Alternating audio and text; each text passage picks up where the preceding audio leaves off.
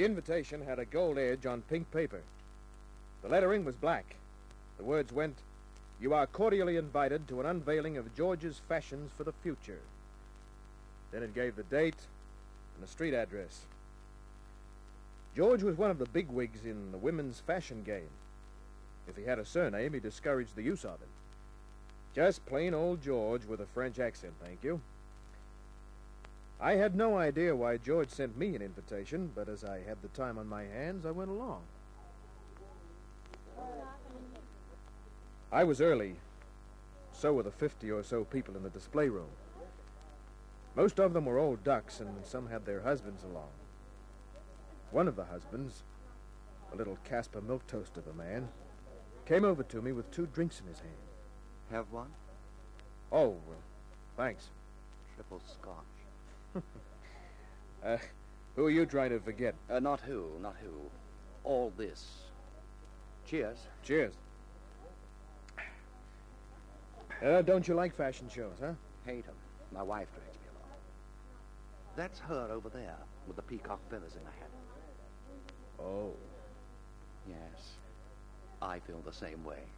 Well, won't your wife miss you? Only when she wants me to use the checkbook. I'm very good at signing checks. Ladies and gentlemen. Ladies and gentlemen. Thank you, ladies and gentlemen, thank you. And welcome to the unveiling of my fashions for the future. I, of course, am George. Thank you. And now for the business at hand.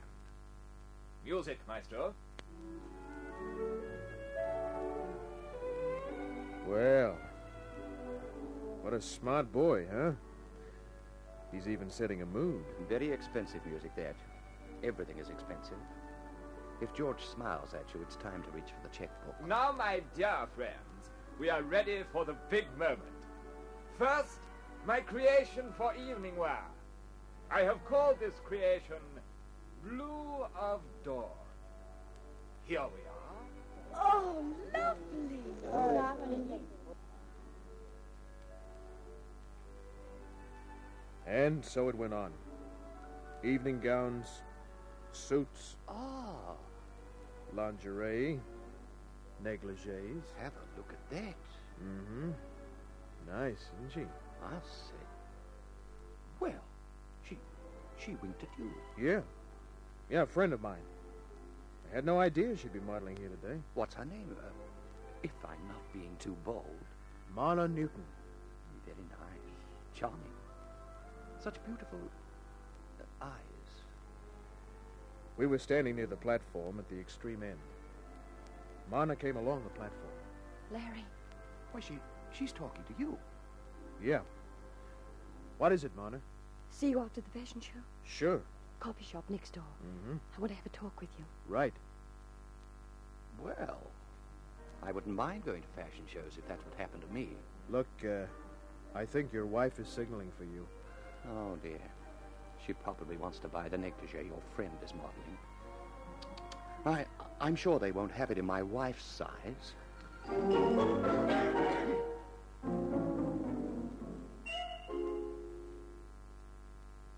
I was sitting at a rear table in the coffee joint. There were about 6 other guys, all escorted. They forgot about their escorts when Marna walked in. She was wearing a tangerine wool dress. Those lucky sheep. Hello, Larry. I was so glad to see you there. Ditto. Coffee? Thank you. Another coffee, please. Well, what is it you want to see me about, Marna? A body. You said body, didn't you? Yes. In my living room. That's a fine place to keep a body. That's just it, Larry. Uh-huh. You mean you want me to get rid of it? Yes. And that was why you were so glad to see me, huh? Yes. Marna, I'm a private eye. I don't think you understand. I didn't kill Ed. Oh, you're pretty familiar with the corpse. His name is Ed Murphy. He was a friend of mine. Seems to me I've heard that name. He was well known around the nightclubs. Played polo, drove a racing car. Yeah, I remember now. You got any idea of why he should be dead in your living room? No. But he had a habit of just dropping in on people. He had a set of skeleton keys. He'd just open the door and go in. It's odd he lived this long. How was he killed? Knife, I think, from the way his clothes are torn. Larry, I didn't kill him. I didn't say you did. Come on. We'll skip the coffee. Have a drink at your place.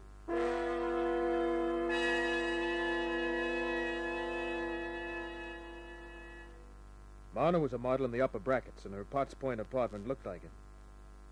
Everything was expensive. Everything was just right. Except, of course, the guy on the rug.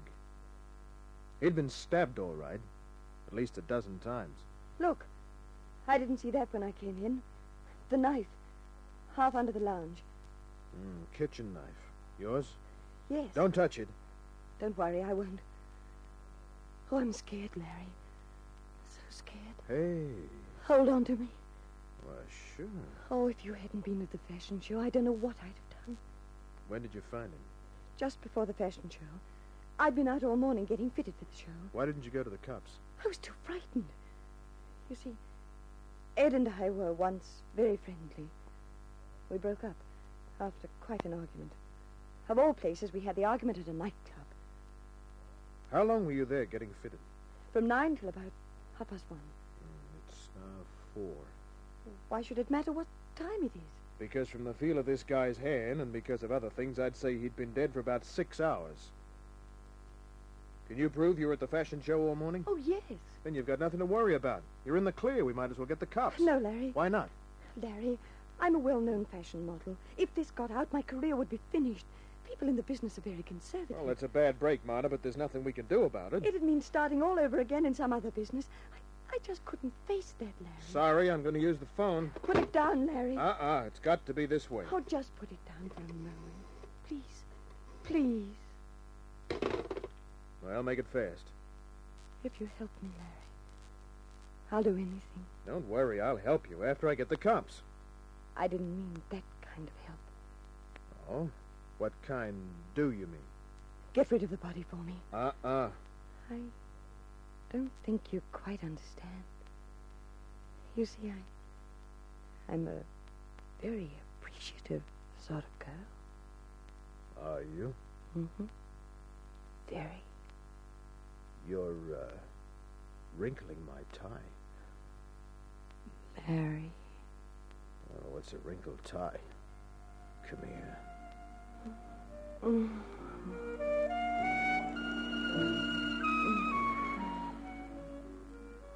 Yeah. Now do you understand?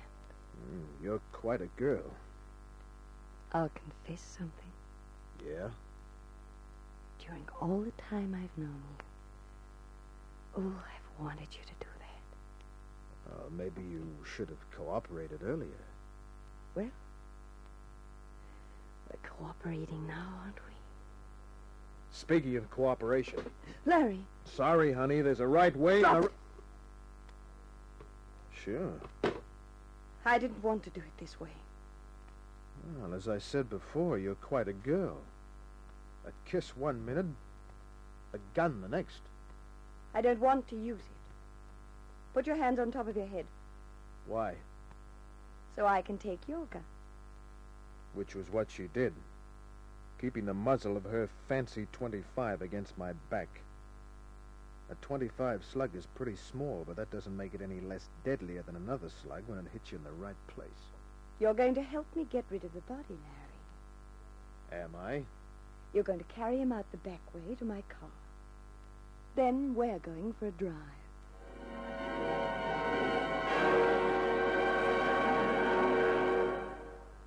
I got the body to the car without anybody seeing me. Dumped it in the back. I drove. Marna sat in front with me, keeping the gun trained on the knot in my tie. We got rid of the body in French's Forest. Went back to the car, drove back towards the city. Where to, honey? Your place. You can give me a drink. Well, that was what happened. She even poured the drinks herself, keeping a gun on me all the while. She took her drink, backed away. I took mine. I was out of scotch, so it was neat Irish whiskey. Here's luck, Larry. You're going to need it. Not thinking of turning me in, are you? If I said I was going to turn you into the boys in blue, would you shoot me? I'd very much dislike to. Oh, a record player. Loaded, too. Mind if I turn it on? Go right ahead. Thank you. I'll just sit down and look at you. Nice nylons. Just think of all the good times we could have had. But not now, huh? Well, you're going to be very angry with me. I don't get you. I don't get you one bit. I've got you wondering, haven't I? Yeah. Are you just having fun, waiting to put a slug in me? Larry. I wouldn't dream of doing anything like that. Well, what comes next? What do you mean? Well, you're not just going to sit there all night looking at me. Why not? You know you have an interesting face. Far from perfect, of course. Scar here and there. A rugged, tough face. Yeah. What's the matter, Larry? My head was pounding. I looked at her. She was smiling. Then her face blurred. Headache, Larry. Perhaps it was the Irish whiskey. Whiskey. You didn't see me put the drops in it, did you? Poison. Don't try to get up. You're helpless. See? You can't even move your arm. Are you? I was just about out. She got to her feet. But to me, she was a blur of movement. She went to the phone. Then I couldn't see anymore. The last thing I heard was...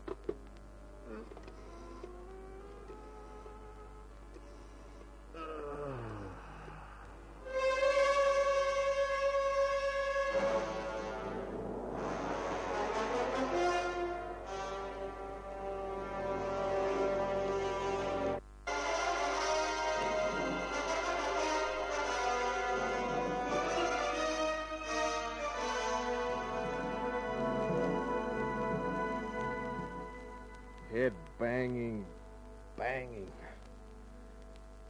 I opened my eyes. Pain lashed at my skull. I was on the couch. I pushed myself up, staggered, grabbed the table, went over. I lay on the floor, cheek pressed against the carpet. And then suddenly it hit me. Couldn't have been poison in the whiskey. Finally, I crawled to the bathroom on my hands and knees, turned on the shower, crawled into the shower cubicle, clothes and all. The cold needles of water stabbed life into me. Peeled off my clothes. Got to my feet. Stayed under the shower for at least 5 minutes. Then I shaved, dressed, and went to the nearest saloon where I had a couple of beef teas laced with double brandies. After that, police headquarters and Inspector Daniels. You don't look so good, Kent. I don't feel so good. Too bad. Oh, this is a great place to come for sympathy. What's on your mind? Murder. If you've come here with another one of your theories... It's not about one of the 50-odd unsolved murders on your books. As a matter of fact, this one isn't even on the books. Come on, out with it. I've got word that a body was dumped at a certain place in French's Forest. Whose body? I'll tell you all about it when we get there. If this is one of those little games of yours... You want me to take this to Inspector Lemon? Come on.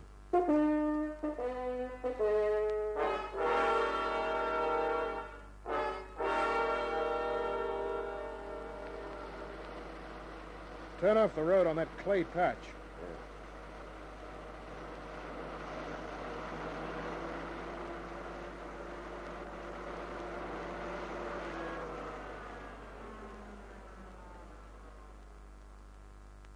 Where do we go from here? Just follow me.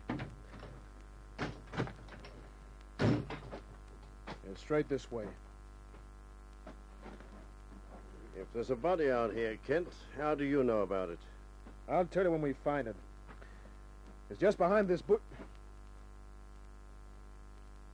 Well, Well, it was supposed to be just here. ah. It was supposed to be, eh? Yeah. And where is it now? Oh, I haven't got the slightest idea. Kent, your license comes up for renewal next month. Yeah. And do you know who's going to write a nasty little letter to the commissioner? Yeah. Ever done much hitchhiking, Kent? So long, Inspector.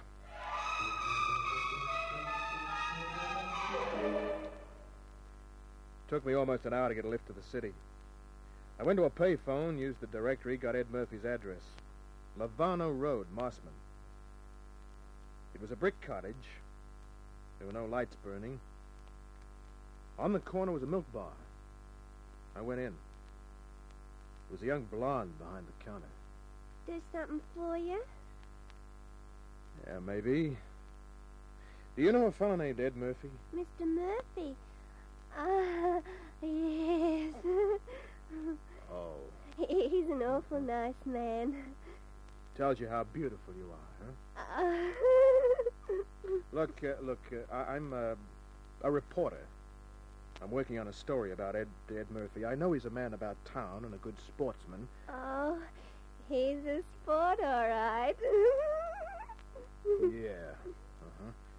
Well, the point is, he's not home, see? So I wonder if you could give me a few facts. Like, for instance? Is he married? Oh, no. Lives alone? Oh, yes, I know that because...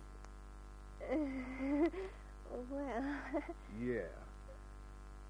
Thanks. Is that all you want to know? I think so. If there's anything more, I get off at 11 o'clock. Oh, fine. I might come back for a milkshake.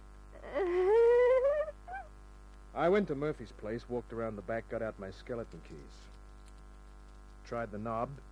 Didn't need the keys. I went in. Reached for the light switch on the wall. What? The guy was just standing there scared. The place was a shambles. He made a move, but I put my right fist in the way. Followed with a few more.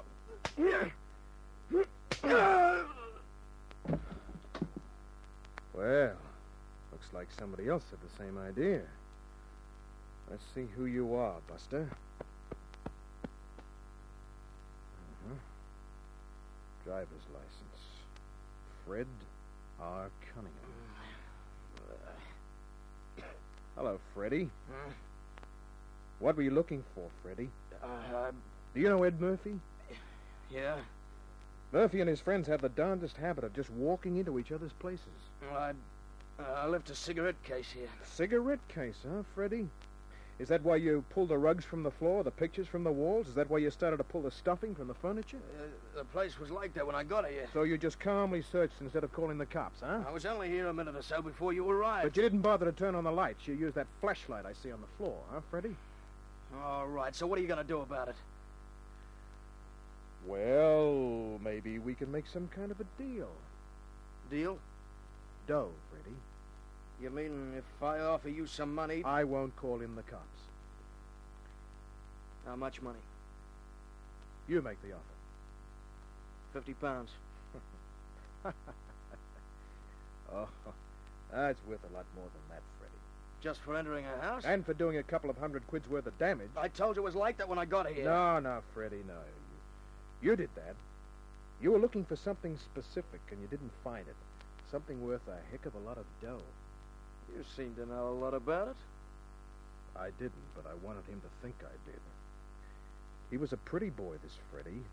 curly black hair, a dimple in each cheek, big brown eyes, a cute cleft in his chin. What was I looking for, eh? Marna told me. That's a lie, Martin. What I figured you were working with Marna. But I was a bit puzzled when I noticed that wedding ring on your finger. Not many men wear wedding rings, and when they do, they're usually very much in love with their wives. But a guy who's palling around with a cheap frill like Marna... Shut up. That's what she is, Freddie. After she used you, she should have killed you, Kent. Well, that gives me the complete picture. Won't do you any good. I'll tell you about it anyway, Freddie. You were in Marna's apartment with Murphy. You stabbed him, panicked, and ran. You phoned Marna and told her what had happened. She saw that you were too upset to... I wonder who's calling Murphy. Why don't you go and see? Yeah, that might be an idea, Freddie. Hello? Hello?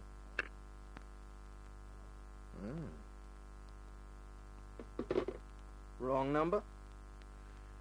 Yeah. I think you're wrong right along the line, Kent. Maybe the cops won't think so. You got nothing at all. I got plenty. To establish a murder, you gotta have a corpse. And you got rid of the corpse after Marna and I dumped it, right? That's right. While I was unconscious after Marna slipped me the Mickey. Yeah. And then you came here and started looking for the... The what? Taking a blind stab, I'd say letters, or maybe a photograph or two, huh? Go on. Well, it's pretty simple, really. You're a cute boy and you're married, probably to a dame either older than you are or not very exciting. Not nearly as exciting as Marna.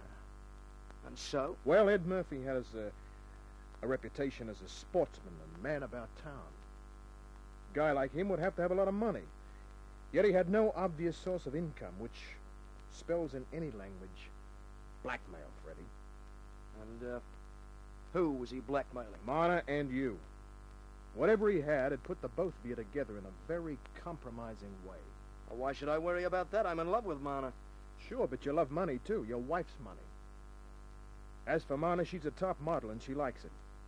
If a scandal involving the two of you came along, she'd be finished as a model, and your wife would throw you to the wolves. How's that for size? Theoretically, it's fairly good. Oh, there are a few ends that need tying, but they're not very important. Such a shame that all that sharp thinking must go to waste. It won't. Get up fast. All right, I'll pull you up. I heard a sound outside. I've been waiting for it. Got my arm around his throat and held on tight. The back door, which I hadn't pushed shut, now opened all the way. Marna came in the 25 in a hand, but she couldn't fire without hitting her boyfriend. However, that didn't stop her. Don't shoot, Larry. Drop it. I intended to. Freddie went limp. I let go of him. Full of surprises, aren't I, Larry? Yeah. Well, don't just stand there holding the gun on me. What gives? It was all his idea, Larry. He killed Murphy. But you played right along with him. I had to. Oh, Larry, put the gun away. Why? This is why.